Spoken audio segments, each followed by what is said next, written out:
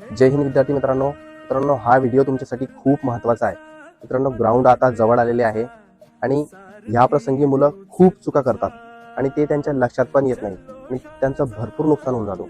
म्हणून मी पुढील काही टिप्स तुम्हाला सांगणार आहे. त्या टिप्स तुम्ही फॉलो करा. एक, ओव्हर ट्रेनिंग.